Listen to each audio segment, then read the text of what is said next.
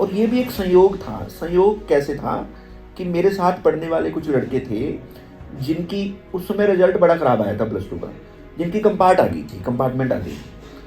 तो उन्होंने मुझे कहा कि हम आपके पास आ जाया करें, शाम को पढ़ लिया करेंगे। मैंने कहा ठीक है, कोई दिक्कत नहीं, आप आ जाओ। 4-5 लड़के थे, वो आ जाते थे पढ़ने के लिए शाम को। और शाम को मतलब धीरे धीरे उनको लगा कि तुम अच्छा पढ़ाते हो। उसने कहा कि तुम ना ऐसे करो, पढ़ाना ही शुरू कर दो, कोचिंग ही देना शुरू कर दो। उनको कहीं ना कहीं आप में एक टीचर वाली वो हाँ, एक लगा कि अच्छा टीचर हो सकता पढ़ा है। सकते हैं। तो वो बच्चे सारे पास हो गए और उसके बाद फिर मैंने अगले साल मैंने कोचिंग देना शुरू किया। शुरू में मेरे पास आए कुछ 3-4 बच्चे, पहले साल 3-4 बच्चे आए पढ़ने के लिए। उसके बाद तो ऐसा सिस्टम बना कि बच्चे जो थे वो हर साल बढ़ते गए। उसके लिए मैंने अपने मन में एक बात सोची। क्या सोचा कि इसी तरह से अगर पढ़ाते रहेंगे तो बच्चे 2, 4, 5, 7 आएंगे ट्यूशन, क्योंकि मैं तो खुद ही पढ़ रहा था, मेरे पास कौन आएगा पढ़ने के लिए, ठीक है ना। तो इसलिए मुझे कुछ ऐसा करना पड़ेगा कि मैं एकदम लोगों को दिख जाऊं, सही बात है, सामने आऊं, लोगों खुल के सामने आऊं। तो उसके लिए क्या किया, उसके लिए जो मैंने बच्चे मेरे पास आते थे उन बच्चों को इस तरह से पढ़ाना शुरू किया, इतनी मेहनत करवानी शुरू की कि वो बच्चे जो थे जिस स्कूल में थे, कुछ गर्ल्स स्कूल की लड़कियां थी, कुछ बॉयज स्कूल की थी। जो गर्ल्स स्कूल वाले थे वो गर्ल्स स्कूल में टॉप कर गए, जो बॉयज स्कूल वाले थे बॉयज स्कूल में टॉप कर गए, ठीक है ना। तो वो बच्चे टॉप आ गए। तो जब टॉप आए तो लोगों को ये लगा कि ये किससे पढ़ के आए हैं। तो नेचुरली कुछ नाम हुआ कि इस तरह से इससे पढ़े हैं और ये बच्चे टॉप कर गए। अगले साल इतने बच्चे आ गए कि मेरे पास बिठाने के लिए जगह नहीं होती थी। एक और बात बताऊं, कभी भी जो बच्चे थे, मेरा जो मानना है, मैंने तो काफ़ी साल तक ट्यूशन पढ़ाया, प्राइवेट ट्यूशन पढ़ाया, लेकिन उस सालों के दौरान कभी भी मैंने बच्चों को कोई सुविधाएं नहीं दी जैसे आजकल बच्चे सुविधाएं ढूंढते हैं, ठीक है ना। उस समय क्या था, जैसे मैं बीए कर रहा था तो साथ में हम जिस कमरे जहाँ पे हम किराए पे रहते थे वहाँ पे सामने एक कमरा था। वो कमरा भी कच्चा सा कमरा था और साथ में एक उपले होते हैं ना, उपले पड़े होते थे साथ में, ठीक है ना। उसको हम थोड़ा ढक वगैरह देते थे कि ये दिखे ना, और वहाँ पर ही दरी वगैरह बिछा के और पढ़ने लग जाते थे, ठीक है ना। बच्चों ने हमेशा पढ़ाई की क्वालिटी को देखा, ये नहीं देखा कि नीचे दरी होती थी, कभी हम टाट वगैरह बिछा देते थे, ऐसे ही बैठ जाते थे बच्चे सारे पढ़ने के लिए। तो सारे लोग, और ये भी देखा कि वो जो बच्चे उस समय पढ़ा करते थे वो बच्चे आज बड़ी अच्छी पोस्ट पे हैं, कोई टीचर है, कोई सीए है, बड़े सारे सीए है उनमें, ठीक है ना। और अच्छी पोस्ट पे कोई बैंक में लगा हुआ है, बड़ी अच्छी पोस्ट पे। उन्होंने सोचा ही नहीं, उन्होंने तो ये सोचा कि हमने पढ़ने के लिए जाना है।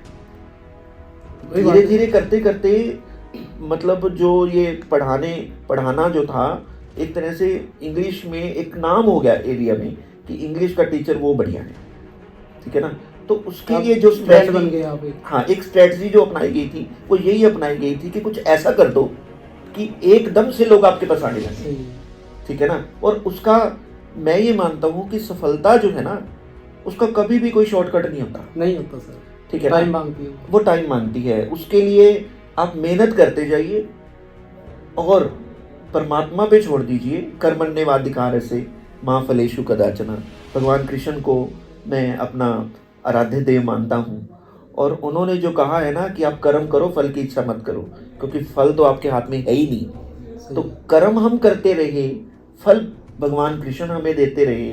धीरे धीरे करते करते करते करते ट्यूशन में नाम हो गया। फिर धीरे धीरे सरस्वती गर्ल्स कॉलेज, उस समय एक लड़कियों के लिए कॉलेज खुला था, तो वहाँ से ऑफ़र आया कि वहाँ इंग्लिश का अध्यापक नहीं है। तो मैंने कहा ठीक है जी, हम पढ़ाएंगे अगर आप चाहते हो तो। कुछ कई साल तक वहाँ पढ़ाया, और उसके बाद जैसे भगवान की कृष्ण की कृपा हुई तो क्या हुआ कि गवर्नमेंट जॉब मिल गई। बहुत बढ़िया सर। और जैसे ही गवर्नमेंट जॉब मिली, 2014 में मैं गवर्नमेंट जॉब में आया था, लेक्चरर लगा था। मन में सोचा था कि अगर जॉब लेनी है तो लेक्चरर की लेनी है। आपका ड्रीम पूरा हो गया। और मैंने कई लोग मुझे कहते थे कि तुम जेबीटी कर लो, तो मैं कहता था नहीं, मैंने कभी छोटे बच्चों को पढ़ाया नहीं, मैं उन बच्चों के साथ जस्टिस नहीं कर पाऊंगा, हाँ जी। ठीक है ना। इसलिए मैंने जेबीटी ही नहीं की। अगर कोशिश करता तो जेबीटी भी हो जाती और जेबीटी टीचर लग जाता, ठीक है ना। लेकिन मैंने सोचा नहीं, अगर लेनी है, फिर बीच में मेरे पास अवसर आया गेस्ट टीचर लगने का। मैंने सोचा ना, इससे अच्छा मैं प्राइवेट कोचिंग कर रहा हूँ, मैं गेस्ट टीचर अगर लगूंगा तो परमानेंट लगूंगा। एक मन में सोच रखा था, ठान रखा था कि लेक्चरर लगेंगे। और 2014 में भगवान की कृपा हुई, लेक्चरर मैंने गवर्नमेंट हाई स्कूल लाली ज्वाइन किया। जैसे ही लेक्चरर ज्वाइन किया, तुरंत इधर से मैंने प्राइवेट कोचिंग वगैरह सब बंद कर दिया, क्योंकि अब ये कोशिश थी मेरी कि अब उन गरीब बच्चों के लिए काम करना है, जो गरीब बच्चे सरकारी स्कूलों में आते हैं, जो बड़ी बड़ी फीसें नहीं दे सकते, जो कोचिंग अफोर्ड नहीं कर सकते, उन लोगों के लिए काम करना है। इन सभी चीज़ों का अभाव है जिनके पास अभाव है इन चीज़ों का।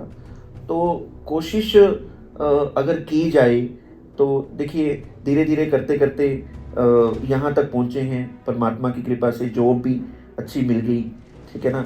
और अपनी मेहनत कर रही हैं। आज कोशिश ये हो रही है कि जितने भी गरीब बच्चे हैं उनको एक्स्ट्रा क्लास में पढ़ाया जाए, और जो भी ऐसे बच्चे हैं जो सरकारी स्कूल में कुछ उम्मीदें लेके आ रही हैं, लोगों को लगे कि सरकारी स्कूल अब वैसे नहीं रहे, वहाँ पे पढ़ाने वाले टीचर भी हैं, क्वालिटी बढ़ गई, क्वालिटी इंप्रूव होनी चाहिए। अपनी तरफ से कोशिश करनी चाहिए कि हम जो कर सकते हैं वो हम जरूर करें, और वो कर भी रहे हैं। सही बात है, बहुत बढ़िया।